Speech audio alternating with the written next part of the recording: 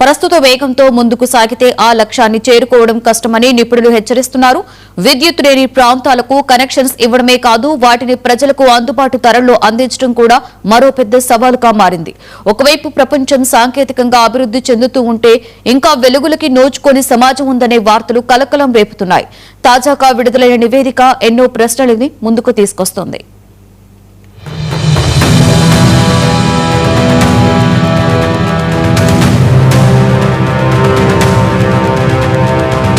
ఐరాస, ప్రపంచ బ్యాంక్, ప్రపంచ ఆరోగ్య సంస్థ, అంతర్జాతీయ ఇంధన సంస్థలు సంయుక్తంగా విడుదల చేసిన tracking SDG 7 the energy progress report 2026 ప్రపంచ అభివృద్ధి కథలోని ఈ విరుద్ధ చిత్రాన్ని మరోసారి బయటపెట్టింది.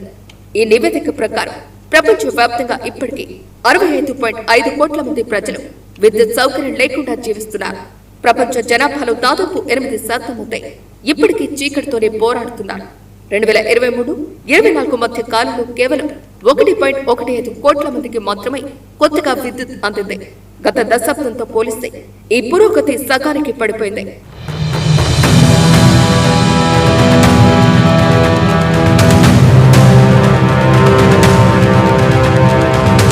విద్యుత్ లేకపోవటం అంటే కేవలం బల్బు వెలగకపోవటం కాదు, దానివల్ల చదువు ఆగిపోతుంది, ఆరోగ్య సేవలు క్షీణిస్తాయి, చిన్న వ్యాపారాలు దెబ్బతింటాయి, ఉద్యోగ అవకాశాలు తగ్గిపోతాయి.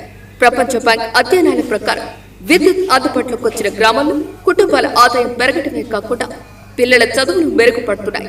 విద్యుత్తును కేవలం ఒక సౌకర్యంగా కాకుండా అభివృద్ధికి మూల స్తంభంగా భావిస్తారు.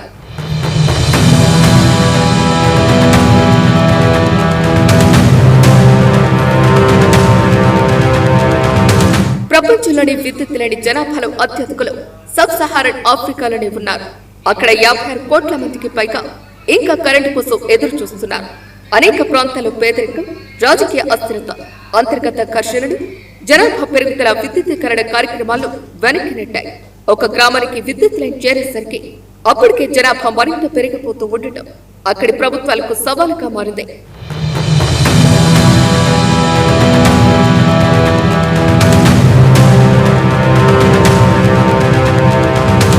కానీ విద్యుత్ సమస్యతో కథ ముగియదు. ప్రపంచంలో మరో 200 కోట్ల మంది ప్రజలు ఇప్పటికీ వంట కోసం కట్టెలు, బొగ్గు, పేడ వంటి కాలుష్యకారక ఇంధనాలనే ఉపయోగిస్తున్నారు. ఇంట్లోనే ఉత్పత్తి అయ్యే పొగ ప్రతి సంవత్సరం లక్షలాది మంది ఆరోగ్యాన్ని దెబ్బతీస్తోంది. ముఖ్యంగా మహిళలు, చిన్నారులు శ్వాసకోశ వ్యాధులకు గురవుతున్నారు. ఆధునిక ప్రపంచంలో ఒక కుటుంబం ఇండక్షన్ స్టవ్ పై వంట చేస్తుంటే మరో కుటుంబం ఇంకా పొగతో నిండిన గుడిసెలో జీవన పోరాటం సాగించడం అభివృద్ధి అసమానతకు ప్రతీకగా నిలుస్తోంది.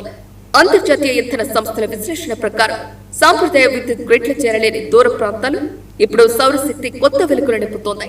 చిన్న చిన్న సోలార్ మినీ గ్రిడ్లు, ఆఫ్ గ్రిడ్ సౌర వ్యవస్థలు లక్షలాది మందికి విద్యుత్తును అందిస్తున్నాయి. సబ్ సహారన్ ఆఫ్రికాలో కొత్త విద్యుత్ కలెక్షన్లు సగానికి పైగా ఈ ప్రత్యామ్నాయ విధానాల ద్వారానే వచ్చాయి.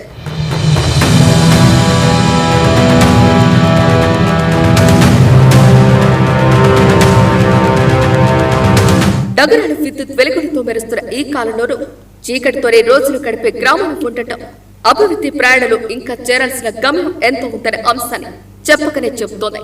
ఆ చీకట్లు తొలగి ప్రతి ఇంట్లో వెలుగులు నిండినప్పుడే నిజమైన ప్రగతి కనిపిస్తుంది.